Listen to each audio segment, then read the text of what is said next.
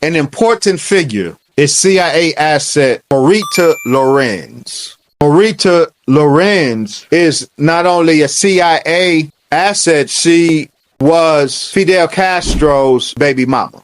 She had a son with Fidel Castro.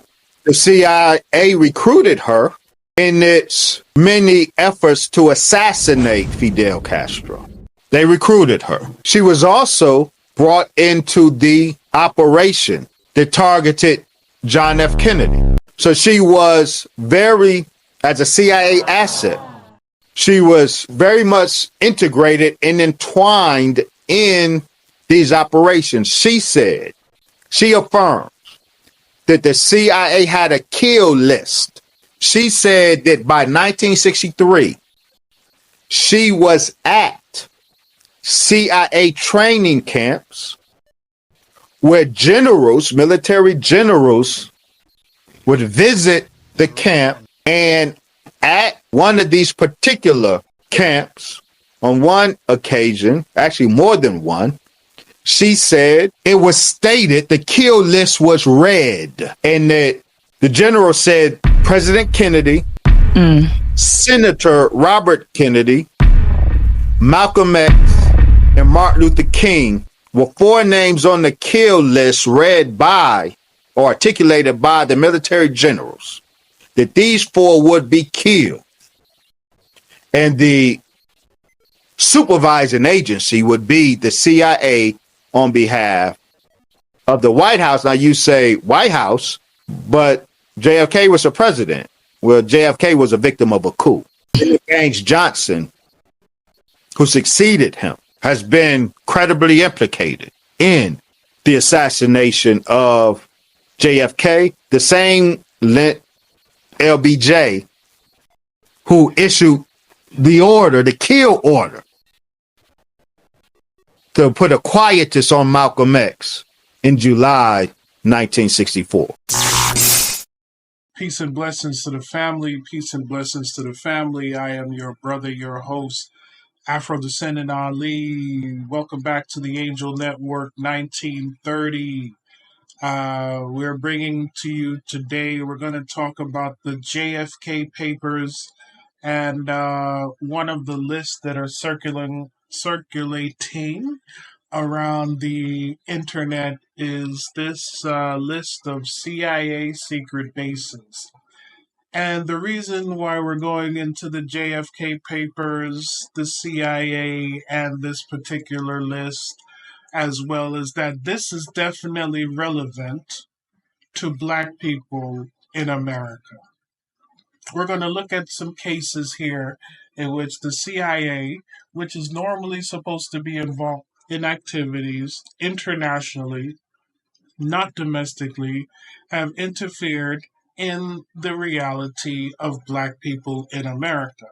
Now, how they're framing a lot of this material is based on the fact that the United States was fighting this Cold War with Russia, so it took them to places geopolitically around the world that they had to influence in order to be successful in the execution of the Cold War.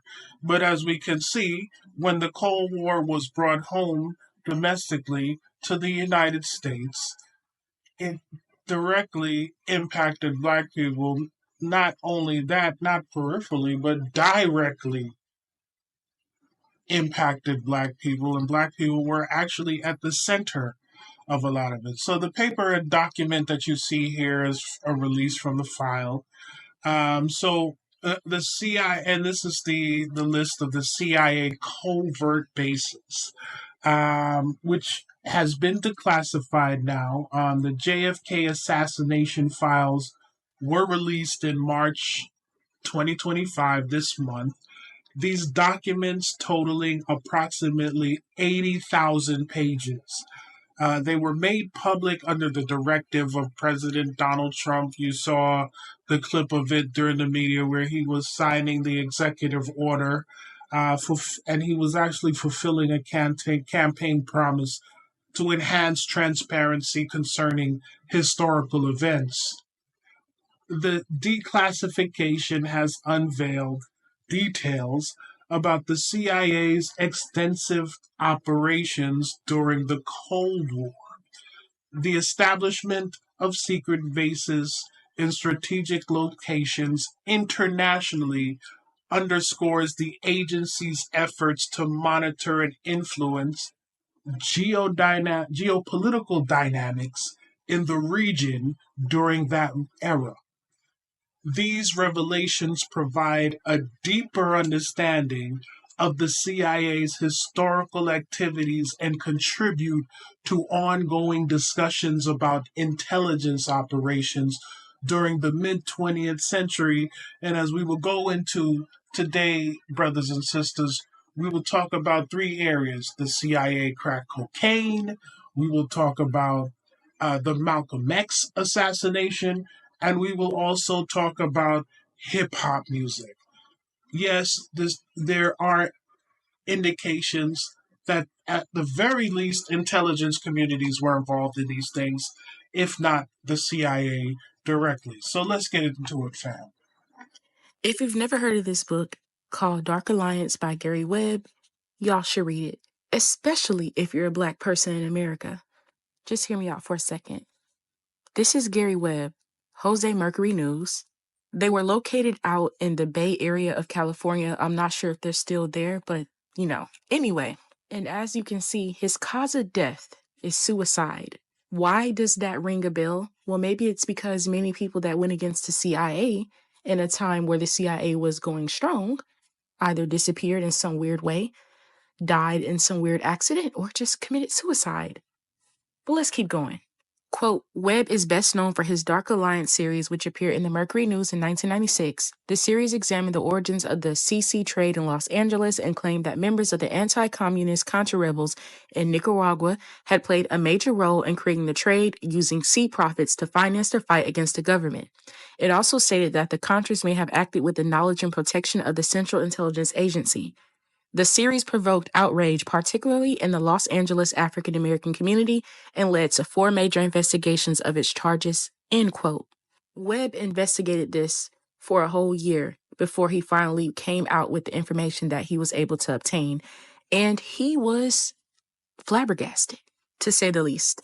In fact, the information that he was able to obtain literally became a PR nightmare for the CIA. They could not bounce back. And that's why you see these movies and shows like Snowfall and Raising Kanan and all these other shows that shows how the trade actually took place and where it came from in America.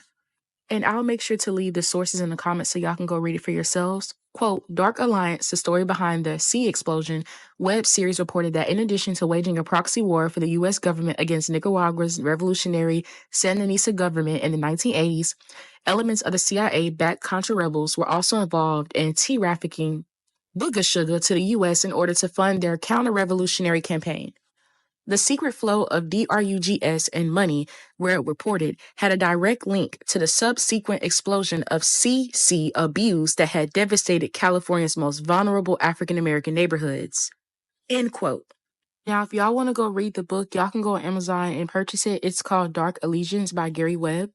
I just want to warn y'all, this type of book is sensitive information. So the price is a little up there, but it's vital information. And remember, you guys, this man so-called unalived himself. Keep that in mind when you decide to read the article. So let's add a little more context to that family. The sister did say the man was unalive. They found 2 bullet holes in his head. Right, so they labeled it as a suicide, but I'm not sure how many people, unless there was some type of additional discharge from the gun that he fired to commit suicide, issued an additional bullet into his head. But let us move on. During the 1980s, the CIA supported the Nicaraguan Contras, anti-Sandinista rebels, as part of Reagan's Cold War strategy. This included covert operations despite congressional bans. You can see the bowling of it. Allegations emerged that Contras financed their operations through cocaine trafficking, particularly in the United States. This was linked to the Iran-Contra scandal, where illegal arms sales to Iran funded the Contras. Investigative journalist Gary Webb and his series Dark Alliance in the San Jose Mercury News claimed the CIA complicitly in facilitating crack cocaine distribution in the United States cities, especially Los Angeles, which you can kind of understand from the movie Snowfall, or the series Snowfall, where the sister had discussed, was probably the launching pad for a lot of the cocaine trade throughout the inner cities, to include other areas as Miami, Florida, as kind of the hub in which this was distributed through the rest of the United States.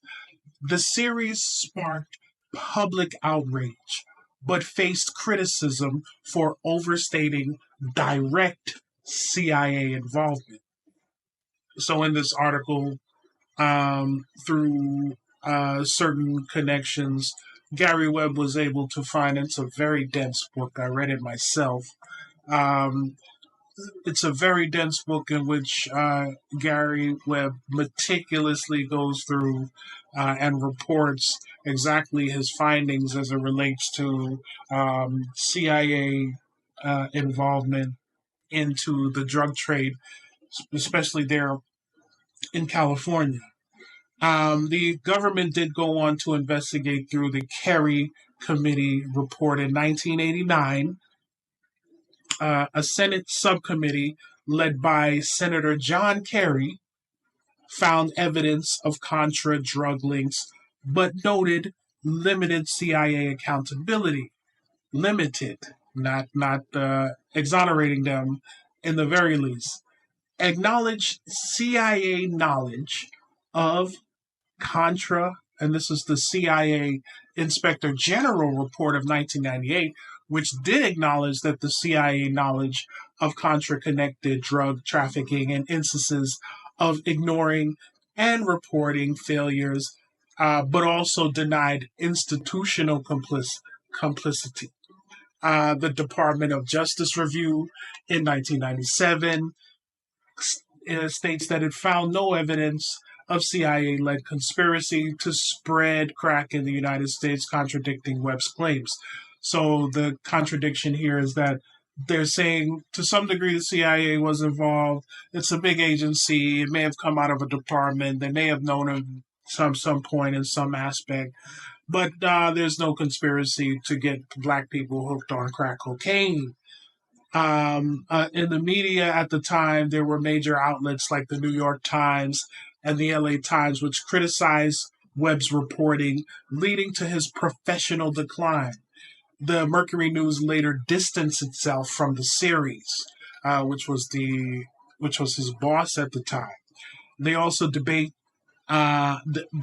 also persist on whether CIA Contra ties exacerbated the 1980s crack epidemic, disproportionately affecting black and low-income neighborhoods. But we, as black people, we know that to be the case. Even those who didn't have family members who were directed, it just kind of changed the landscape in general, whether you were indirectly or directly involved. And the legacy and implication of this, reports have highlighted CIA negligence in monitoring assets, but absolved the agency of systematic involvement. So again, they're using words to provide additional nuance and say, yeah, we knew about it, but we really didn't know about it either.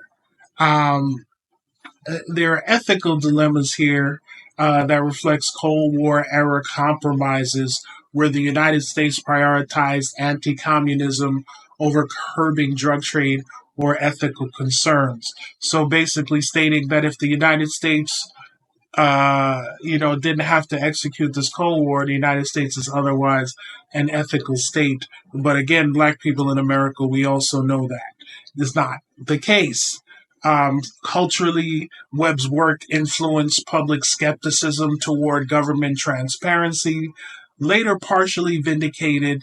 For example, the CIA did admit in internal documents that there were, and this was in 2014, that there was some complicity, but they can't come fully out and say it because they're a government agency, and which receives most of its directives via the White House. Scholars and activists continue to analyze the extent of CIA knowledge versus active involvement. So this is something that is actually ongoing. Um, so that was CIA and crack cocaine in a nutshell. There's a book, Dark Alliance, written by Gary Webb. You see a number of videos online with Freeway Rick Ross from California, from Southern California, who can talk about that, particularly in his interview on Valuetainment and Vlad TV. But that's partially the reason why we should actually be involved. This is the Cold War brought to the black neighborhoods of America in the form of crack cocaine. Let's go into hip hop, family. Pull up the clip by Ice Cube. I'm curious, and I still have one last question within that context that I go back to, but I want to play this clip for you. Here's Cube with Bill Maher, okay? And I kind of want you to hear this and tell me if you agree with him. Go for it. Okay, let's take rap music. Let's take it. Same people who own the labels own the prisons. True. So literally the same people? Literally the same people who own the labels own private prisons. So it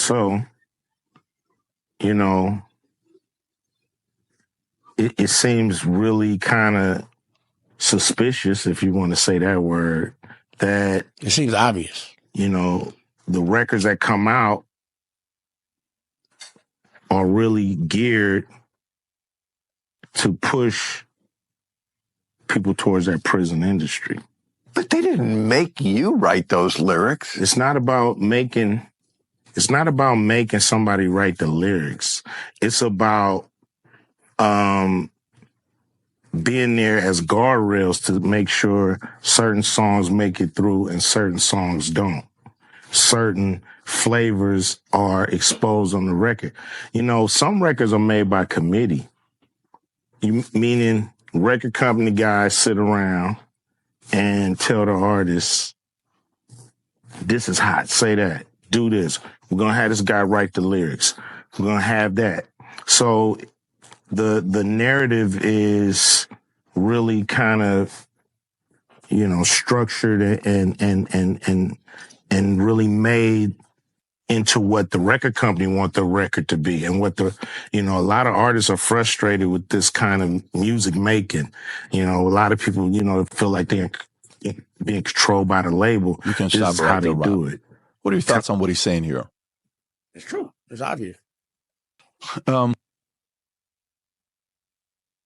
So there is a clip of Patrick Bet-David podcast, which shows a clip of Bill Maher and Ice Cube actually doing a interview with Bill Maher discussing hip hop and the prison industrial complex and how the labels actually influence the music to some degree or another, possible intelligence agencies involved. There's also an NPR article that's titled Hip Hop Shines Light Through the Cracks in American Justice, which touches upon hip hop's role in expanding systemic injustices in America. While it may not focus specifically on the CIA, discussions about the agency's relationship with hip hop often involves the following. 1. Allegations of CIA influence on the drug trade. We just got through talking about it. Many hip hop artists, including Tupac Shakur, Nas, and Public Enemy, have referenced theories that the CIA played a role in flooding black communities with drugs in the 1980s. The Dark Alliance series, there it goes again, by journalist Gary Webb in 1996, linked the CIA to crack cocaine distribution, a theme echoed in hip hop music again. How many, especially in those 90s and 2000s? I mean, the drug dealers were completely shameless in calling themselves. One guy, yeah, Jeezy was the snowman, right? Fat Joe was Joey Crack. Like, they were not bashful at all about their involvement. So we saw kind of the marriage between the drug dealer and the hip hop artist. Two, hip hop as a counterintelligence target. The FBI and CIA have a history of monitoring black political movements. For example, the counterintelligence program against the Black Panthers. Some believe hip hop artists with strong political messages like Tupac and Dead Prez and X Clan and Public Enemy were surveilled or targeted to suppress activism. Three, industry manipulation and cultural engineering theories. Some speculate that major labels, influenced by intelligence agencies, pushed gangster rap to shift hip hop away from political consciousness. This aligns with concerns that hip hop's revolutionary potential was co opted to focus on materialism and violence. Four, artists who address the CIA directly. Immortal Technique, Public Enemy, and KRS-One have explicitly called out the CIA's involvement in foreign coups, drug trafficking, and black oppression. Songs like Reagan by Killer Mike critiqued how government policies, allegedly backed by intelligence agencies, devastated black communities. So there is case number two, why you should be involved and look into the JFK papers, particularly the area of the CIA involvement in the assassination and the execution of the Cold War. Black people in America are unequivocally the center of the universe. Let's look into the Malcolm X assassination and the CIA. Kill Team 1 that was in the Audubon. Kill Team 2 was the shooter team. These are the 5 members who had the guns. They were in an Audubon with their guns only because Kill Team 1 did their job. Kill Team 2 is the shooter team. Benjamin Thomas, Leon Davis, Thomas Hare, William Bradley, and Wilbur Orr Kinley. Now, these are the 2 teams, Brother Zach, that I've identified. Kill Team 1, the Judas team, Malcolm's men. Kill Team 2, the shooter team, the ones with the guns. Both of those were in the Audubon, and these were the active participants in the execution of Malcolm X. Well, what about this whole 31 agencies thing? It would have behooved you, dear brother, to not rely on my presentations, but to actually engage my scholarship on the subject. What's this 31 agencies? The 31 agencies are never described as a team in the Audubon, an active team. Kill Team 1 and Kill Team 2 were the active teams in the Autobahn responsible for the execution of Malcolm X.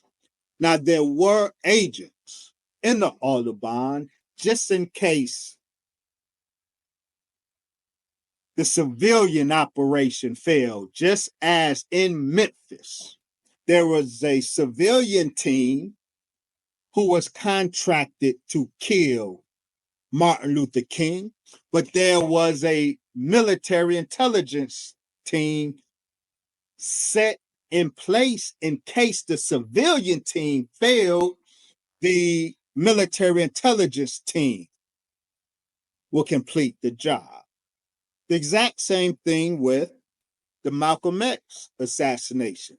The two civilian teams were responsible for the execution, but just in case either one didn't do their job, there were agencies in the house ready to clean up the operation. Did I make this up?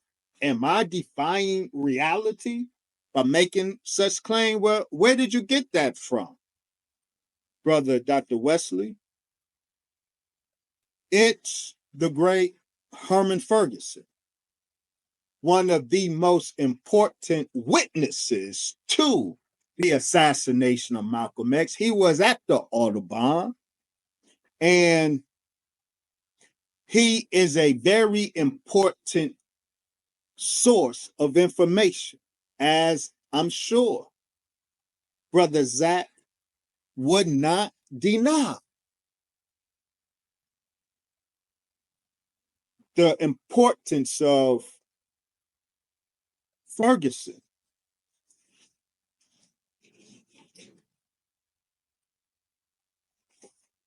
Herman Ferguson, his importance in terms of understanding the assassination of Malcolm X. Herman Ferguson said this: on the day of Malcolm's assassination, in that audience were representatives of all of those intelligence agencies. There were, I've heard it estimated, and I've seen a document that says there were 30 government agencies or agency representatives in there in the audience armed. But their role was to see this execution went down as planned, to ensure that it took place. And I suppose that the people who had been given the responsibility of doing it, if they had faltered in any way, there were other guns there as backup to take over and do it. This is what Herman Ferguson reveals. Now, this is my source, Brother Zach. I didn't make it up. Are you saying Herman Ferguson is playing with history? Are you charging the late Herman Ferguson of defying reality? Now, we don't have to rely solely on Herman Ferguson's testimony in this matter. We know that from the FBI and CIA documents, we know the agencies that targeted Malcolm X. Memos that the FBI sent out regarding Malcolm X, they were routed to the U.S. Secret Service chief, the director of naval intelligence, the Army's assistant chief of staff for intelligence, the chief of counterintelligence division for the Army Air Force Office of Special Investigations. They were directed to the Assistant Attorney General, Mr. Walter Legally. All of these agencies were part of the operation that targeted Malcolm X. We know this because they were getting instant updates of developments, Malcolm X developments by the FBI. So the fact that, so when Herman Ferguson says he read and heard that 30 government agencies were in the Audubon as backup, as plan B, if you will, we can name from other sources some of those 30 agencies that would have been up in there. So Herman Ferguson is not playing with history. Now, to drive the point home, Brother Zach, on February 23rd, you were on Brother Zaid Muhammad's platform, the Malcolm X Commemoration Committee platform.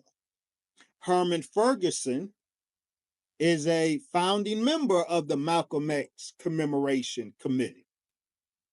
And while you were on the show with Zaid Muhammad, I want to remind you and us what Zaid Muhammad said of Herman Ferguson, the source of the claim that you say I'm defying reality by citing. This is what Zaid Muhammad says in his conversation with you. You did not object to this characterization of the late Herman Ferguson. There's someone I want to acknowledge, and I'll begin my intro.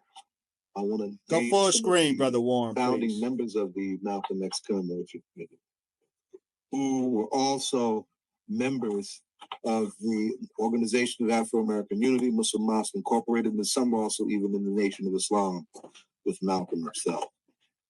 Baba Herman Ferguson, long live Baba Herman Ferguson, one of the pioneers of the new African independence movement. The Malcolm X Commemoration Committee is very much in the stream and in the tradition of New African independence, one of Malcolm's many original contributions to original revolutionary thought. Baba Herman was the one who brought us together. In the aftermath of Malcolm's death, Herman had two operations, the Big Brotherhood Improvement Association out in Queens and the Jamaica Rifle and Pistol Club, taking the question of self-defense seriously. That became a training ground for a lot of young men and women who would ultimately go into and be responsible for the emergence of the New York chapter of the Black Panther Party. But Baba Herman Ferguson then became, as a consequence of his organizing efforts, a major target of COINTELPRO operations, and found himself being targeted for the conspiring to assassinate two civil rights leaders, right? And of course, that was insane and absurd.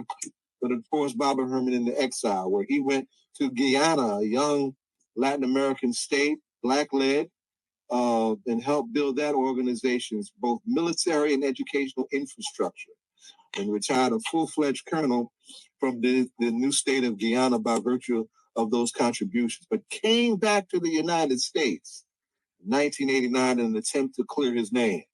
Of course, the state being what the state is, they took Herman into custody, and he wound up joining the ranks of our political prisoners.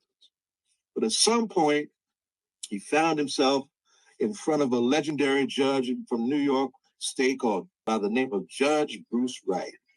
Judge Bruce Wright looked at the absurdity of what Herman was charged with, and the fact that a man now in his 70s is still in prison, and ordered his release. Not missing a beat, in his 70s, Baba Herman pulled together some of his comrades and some of us when we became the Malcolm X Commemoration Committee.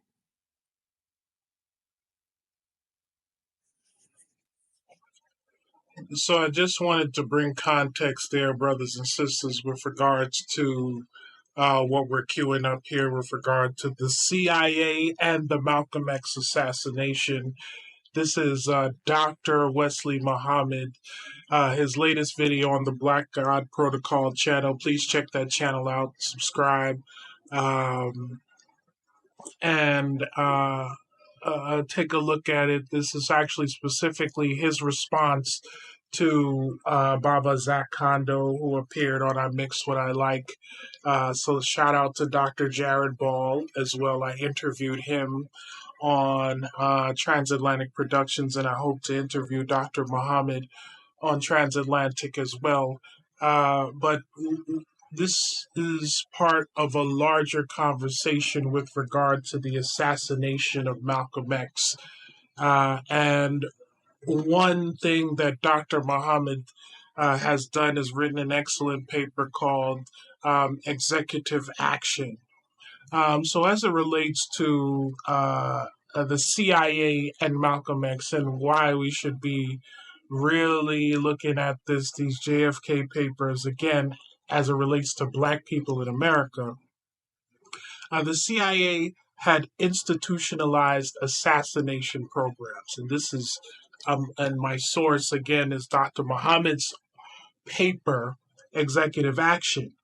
The CIA operated covert assassination programs like ZR Rifle, a standing executive action capability, and Operation 40, a Cuba-focused hit squad.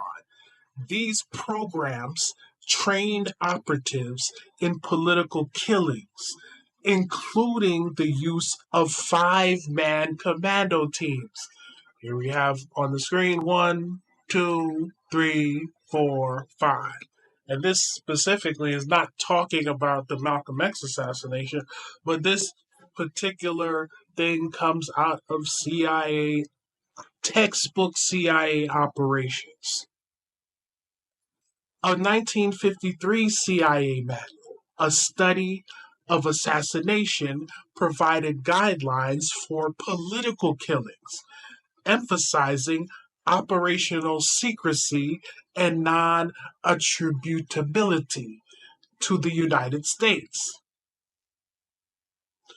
The CIA also had, there was also a domestic operations division. The CIA's Domestic Operations Division, led by James Angleton, illegally conducted domestic surveillance, infiltration, and assassinations, despite the CIA's charter prohibiting domestic activities.